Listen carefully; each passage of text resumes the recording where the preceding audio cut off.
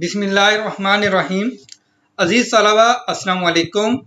मैं खुरम रज़ा, आप देख रहे हैं मेरा YouTube channel Urdu class with Khurram. हाजिर हूँ आज नए उन्वान के साथ। आज का हमारा उन्वान है 11वीं जमात की गुलजार उर्दू से गज़ल आतिश। ये हैदर अली आतिश की दूसरी गज़ल है। पहली गज़ल की तशरीह की वीडियो हम पहले बनाकर अपलोड कर चुके हैं। ये दूसरी गज़ल है। चमन में रहने दे कौन आशियां नहीं मालूम, निहाल किसको करे बाग़बां नहीं मालूम। आज इस गज़ल की मुकम्मल तशरीह और इसके साथ मशकी सवालात इंशाअल्लाहुल अज़ीज़ इस लेक्चर में हम कवर करने की कोशिश करेंगे। आगे बढ़ने से पहले जिन दोस्तों ने अभी तक हमारा चैनल सब्सक्राइब नहीं किया, उनसे गुजारिश है कि उर्दू क्लास विद खुरम को सब्सक्राइब करें और साथ में लगे घंटी के आइकन को दबाना ना भूलें, ताकि हमारी नए आने वाली वीडियो आप तक वक्तन फ़वक्तन पहुंचती रहें और आप उनसे मुस्तफ़ीद होते रहें। बढ़ते हैं अपने लेक्चर की तरफ। ये वो गज़ल है, किताब से लिया गया स्क्रीनशॉट आपकी स्क्रीन पर मौजूद है। ये वो गज़ल है, गज़ल नंबर 2, जिसकी हम तशरीह अभी पढ़ने जा रहे हैं। शेर नंबर 1 है। चमन में रहने दे कौन आशियां नहीं मालूम, निहाल किसको करे बाग़बां नहीं मालूम। इस शेर में जो महासने कलाम इस्तेमाल हुआ है वो है इस्तारा। इस्तारा का मतलब ये होता है कि कलाम में ऐसा लफ्ज़ इस्तेमाल करना कि उस लफ्ज़ के उसके हकीकी और मजाजी मानों में तशबीह का ताल्लुक हो। ठीक है, हकीकी और मजाजी माना में तशबीह का ताल्लुक हो। अब चमन, वैसे चमन का जो लफ्ज़ी मतलब है वो होता है बाग। अब चमन यहाँ पर इस्तारा के तौर पर इस्तेमाल हुआ है। यहाँ से मुराद ये है कि ये जहां, ठीक है, या जमाना, जहां भी मुराद लिया जा सकता है और जमाना भी, ये दोनों यहाँ पर जो है वो इस्तारा के तौर पर मुराद लिए जा सकते हैं। भाई कौन, चमन में रहने दे कौन मतलब किसका, भाई चमन में किसका आशियां रहने दे। निहाल का मतलब होता है खुश रखना, ठीक है, आफियत से रहना, खुशगवारी वाली जिंदगी गुजारना। बाग़बां, बाग़बां भी यहाँ पर इस्तारे के तौर पर इस्तेमाल हुआ है। बाग़बां से मुराद ये है कि बाग की या चमन की हिफाजत करने वाला। अगर यहाँ पर दुनिया मुराद है तो जाहिर सी बात है यहाँ पर बाग का जो बाग़बां है वो कौन है, अल्लाह ताला है। ठीक है, जो इस दुनिया की हिफाजत फरमा रहे हैं और इस दुनिया में जो कुछ हो रहा है उसकी जो खबर गिरी रखने वाले हैं वो है बाग़बान, कौन, अल्लाह ताला। अब मरकजी ख्याल यह है कि गर्दिश दौरां क्या क्या रंग दिखाता है, कि ज़माने में किस तरह के लोग किस तरह ज़िंदगी जीते हैं और किसी के लिए ज़िंदगी में खुशियां हैं और किसी के लिए परेशानियां और दुख हैं। तशरीह है, शायर इस शेर में बयान करते हैं, देखते हैं कि ज़माने में कौन सलामत रहता है, कि ज़माने में कौन सलामत रहता है, ज़माने की गर्दिश किस पर असर अंदाज होती है, या गर्दिश ज़माना से किसका आशियां मुतासिर होता है। ठीक है, ज़माने में किसे तलखियां बर्दाश्त करनी पड़ेंगी और बाग़बां किस पर लुत्फ़ो करम करेगा, किसका दामन खुशियों से भरा रहेगा और किस पर दुखों के पहाड़ टूटेंगे, ये किसी को नहीं मालूम, सब बाग़बां की मर्जी पर मुनहसिर है, कि वो किसे खुशियां देता है और किसे गम देता है। ये किसी को नहीं मालूम कि आने वाला वक्त किसके लिए जो है वो आसूदगी लेकर आएगा, खुशियां लेकर आएगा, या आने वाला वक्त किसके लिए परेशानियों का बाइस बनेगा, या परेशानियां या दुख या तकलीफ लेकर आएगा। ये इस शेर में जो है वो बयान किया गया है। ये शेर की तशरीह थी। पढ़ते हैं अगले शेर की तरफ। शेर नंबर 2।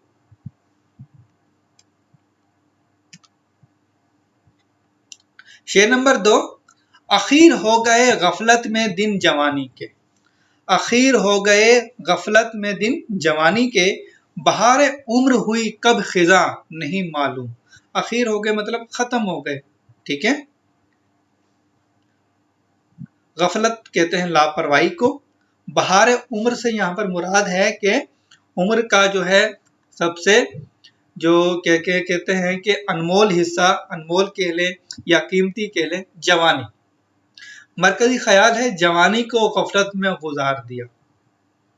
तशरीह है, आतिश इस शेर में गफलत और लापरवाही का रोना रोते हुए कहते हैं कि ज़मानी जिंदगी का सबसे अनमोल और सबसे सुनहरा दौर यानी जवानी, जिंदगी का सबसे अनमोल और सबसे सुनहरा दौर यानी जवानी फजूलियात में सरफ कर दी, फजूलियात में गुजार दी। अब सिवाय पछतावे के हमारे पास कुछ भी नहीं, क्योंकि जब वक्त गुजर जाता है तो सिवाय पछतावे के कुछ भी नहीं रहता। पता ही नहीं चला कि कब मौसम बहार गुजरा और मौसम खज़ां शुरू हो गया।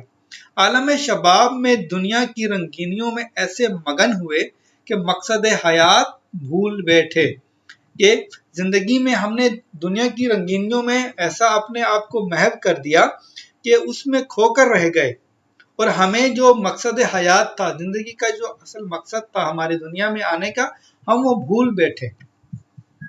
अब वक्त गुजरने के बाद एहसास हुआ कि क्या करने आए थे, क्या कर चले। अब बजुज़ अफसोस के कुछ भी हासिल नहीं, अब सिवाय अफसोस के हमें कुछ भी हासिल नहीं। इसी तरह का एक शेर है मोमिन का, उम्र सारी तो कटी इश्के बुता में मोमिन, उम्र सारी तो कटी इश्के बुता में मोमिन, आखिरी वक्त में क्या खाक मुसलमान होंगे। ये था मोमिन का शेर, इसी मजमून के क्या कहते हैं कि ज़मरे में आता है। शेर नंबर 2 यहाँ पर मुकम्मल हुआ, उसकी तशरीह, और बढ़ते हैं शेर नंबर 3 की तरफ। शेर नंबर 3, सुपुर्द किसके मेरे बाद हो अमानत इश्क, उठाए कौन या ये बारे गिरा नहीं मालूम, उठाए कौन ये बारे गिरा नहीं मालूम। सुपुर्द का मतलब होता है किसी के हवाले कर देना या किसी और को जो है वो जिम्मेदारी सौंप देना। अमानत इश्क, इश्क की अमानत या इश्क को निभाना। बारे गिरा, बारे गिरा का मतलब ये, बार कहते हैं वजन को, गिरा यहाँ पर कीमती चीज कह लें या क्या कहते हैं कि बोझ कह लें या इसको जिम्मेदारी कह लें, ठीक है, बारे गिरा।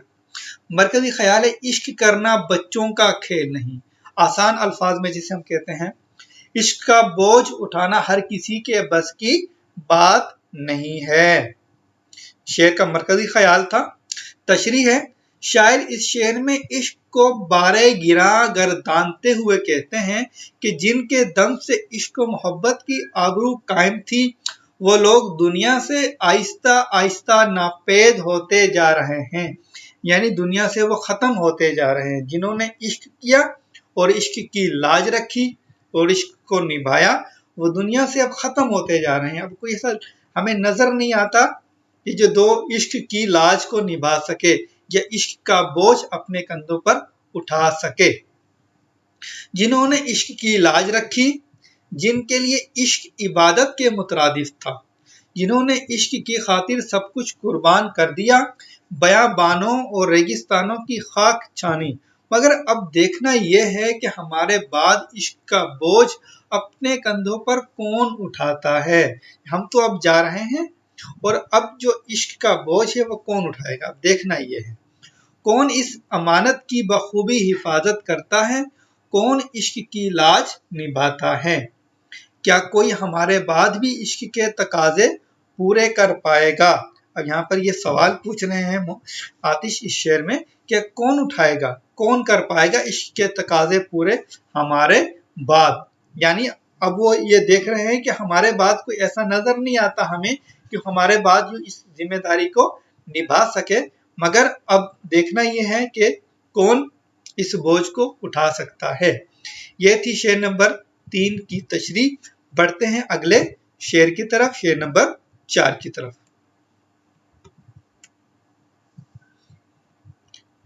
शेर नंबर 4 है, खुली है खानाए सयाद में आंख हमारी आंख, खुली है खानाए सयाद में हमारी आंख, कफ्स को जानते हैं आशियां नहीं मालूम। खानाए सयाद का मतलब होता है कैद खाना, ठीक है।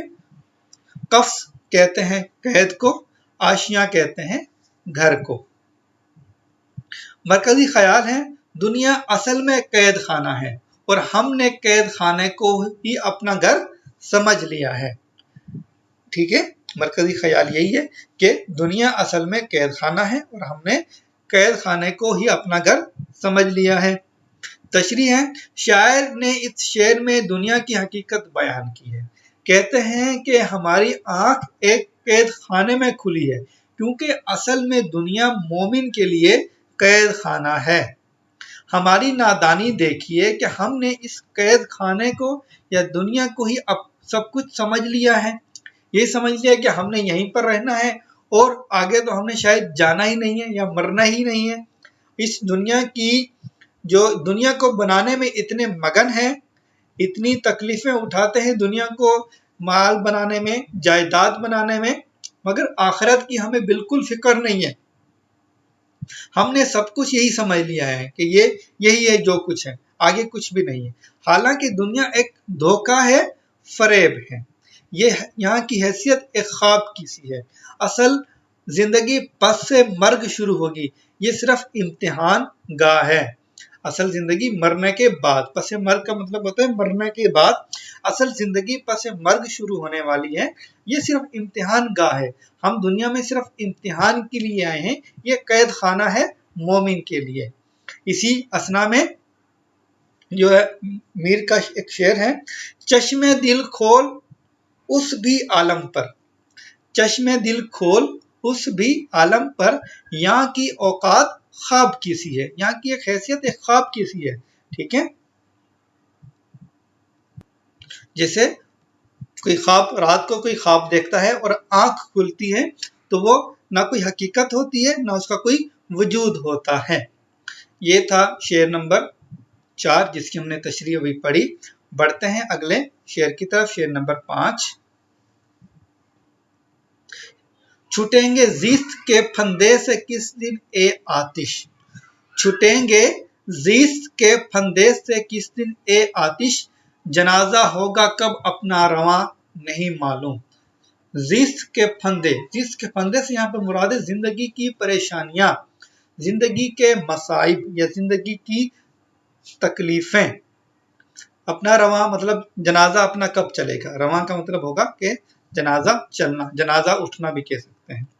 मरकजी ख्याल है, जिंदगी की तकलीफों से आज़ादी चाहना, कि जो शायर है वो जिंदगी की तकलीफों से आज़ादी चाह रहा है या जिंदगी से ना उम्मीद है अब।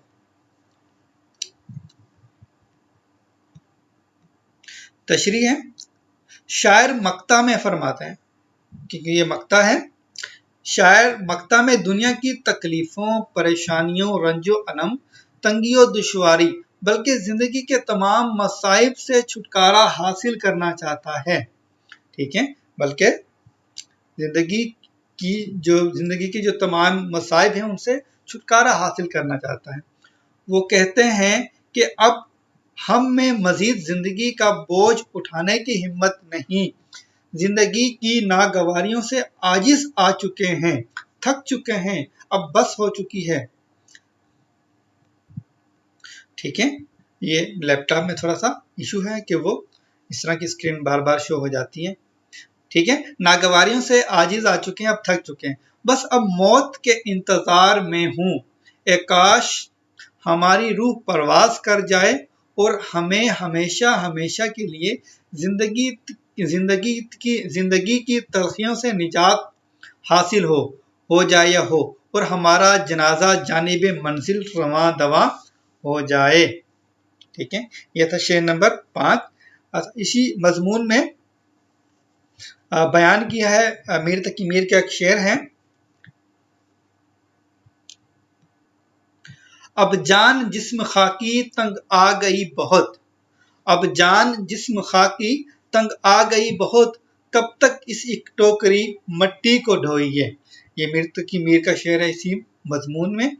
यहाँ तक हमारी गज़ल मुकम्मल हुई, इसकी तशरीह। बढ़ते हैं मश्की सवालात की तरफ। ये मश्क है, मैं जूम कर लूँ थोड़ा सा जी। शेर नंबर 1 है अशार की तशरीह, क्योंकि हमने शेर गज़ल नंबर 2 की तशरीह अभी पढ़ी है, और गज़ल नंबर 1 का जो शेर है इसकी जो वीडियो हम पहले से अपलोड कर चुके हैं। अच्छा, शेर नंबर 2 है, सवाल नंबर 2, दर्ज झेल अशार के मुहासिन कलाम बयान कीजिए। मुहासिन कलाम का मतलब है कि इसमें कौन सी जो है सनत इस्तेमाल हुई है। ज़ेरे ज़मीन से आता है जो गुल सो ज़र बकफ, कारून ने रास्ते में लुटाया खजाना क्या। ज़ेरे ज़मीन, अब यहाँ पर इस शेर में जो सनत इस्तेमाल हुई वो सनत हुस्न तालील है। सनत हुस्न तालील से मुराद ये है कि शेर में कोई ऐसी वजह, किसी चीज की ऐसी वजह बयान करना सिर्फ शेर की हुस्न खूबसूरती के लिए, वो असल में जो उसकी असल वजह ना हो। ठीक है, ऐसी वजह बयान करना या ऐसी इल्लत बयान करना जो उसकी असल वजह ना हो, वो महज सिर्फ शेर को खूबसूरत बनाने के लिए इस्तेमाल की गई हो, उसे हम कहते हैं सनत हुस्न तालील। अब यहाँ पर ये देखिए, ज़ेरे ज़मीन से आता है जो गुल सो ज़र बकफ, जमीन से जो फूल आ रहा है, जो पौधा निकल रहा है, जिसमें जो है वो सैकड़ों की तादाद में दाने हैं। ठीक है, तो इससे मालूम ये होता है कि ये कारून का जो खजाना जमीन में दब गया था तो उसी की वजह से, हालांकि ऐसी वजह नहीं है, क्योंकि ये एक कुदरती अमल है जमीन में, जो अल्लाह ताला के हुक्म से जमीन जो है वो सोना उगल रही है। शेर नंबर 2 है, चमन में रहने दे कौन आशिया नहीं मालूम, निहाल किसको करे बागबां नहीं मालूम। ये अभी हम पढ़ के आए हैं, इसमें इस्तारा इस्तेमाल हुआ है। चमन यहाँ पर इस्तारे के तौर पर आया है और बागबान में यहाँ पर इस्तारे के तौर पर इस्तेमाल हुआ है। सवाल नंबर 3 अब स्लाइड पर करते हैं।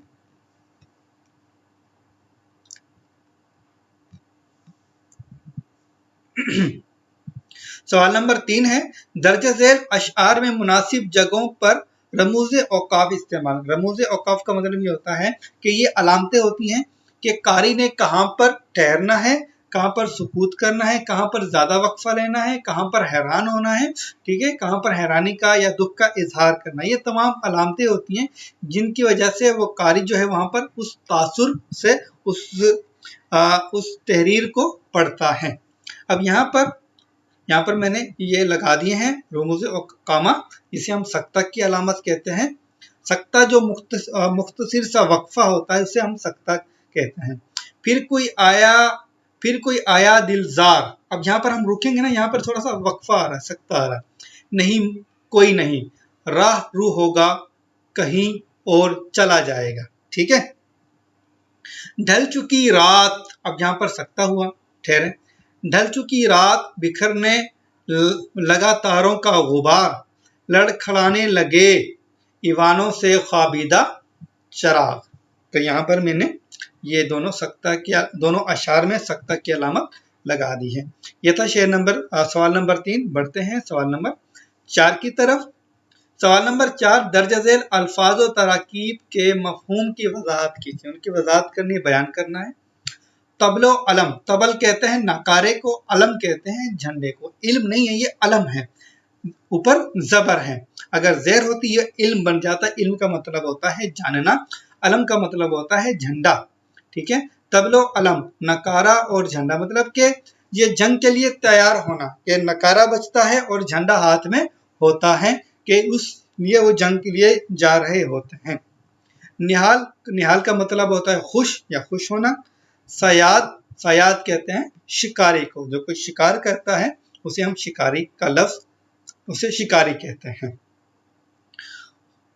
खल्के खुदा, खुल्क नहीं कहेंगे, ठीक है, खुल्क का मतलब होता है अखलाक, खल्क का मतलब होता है मखलूक। ठीक है, खल्के खुदा, खुदा की मखलूक, यहाँ पर लोग भी मुराद लिए जा सकते हैं, बाकी मखलूक भी मुराद ली जा सकती है। अस्पे उमर, ठीक है, अस्प कहते हैं घोड़े को। अस्प उम्र का मतलब होता है उम्र का घोड़ा, ठीक है, उम्र का घोड़ा। यहाँ पर इस गालिब का शेर याद आ गया, रोम है रक्षे उमर, रोम है रक्षे उमर कहाँ देखिए थमे, रोम है रक्षे उमर कहाँ देखिए थमे, निहाथ बाग पर ना पाहे रकाब में। उम्र का घोड़ा चल रहा है, ना उसका जो हमारे हाथ जो उसकी बाग पर हैं, ना हमारे पांव जो उसके रकाब में हैं। मुद्दई, मुद्दई कहते हैं दावेदार को या दावा करने वाले को। यह था सवाल नंबर 4। बढ़ते हैं अगले सवाल की तरफ।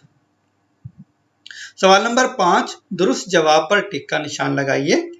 लफ्ज महमीज के माने हैं घोड़े की रकाब, जिसमें पांव रखते हैं, ठीक है, घोड़े पर बैठकर जिसमें पांव रखा जाता है घोड़े की रकाब। खाना सयाद, खाना सयाद का मतलब होता है कैद खाने को कहते हैं। तबलो अलम पास होने से मुराद है जंग के लिए तैयार होना। आतिश की पहली गजल की रदीफ है क्या, दूसरी गजल की रदीफ है नहीं मालूम। तो यहाँ तक आज का हमारा लेक्चर मुकम्मल होता है। उम्मीद है कि आपको हमारी ये वीडियो पसंद आएगी। अगर आपको हमारी ये वीडियो पसंद आए, लाइक कीजिएगा, कमेंट कीजिएगा और शेयर करना ना भूलिएगा।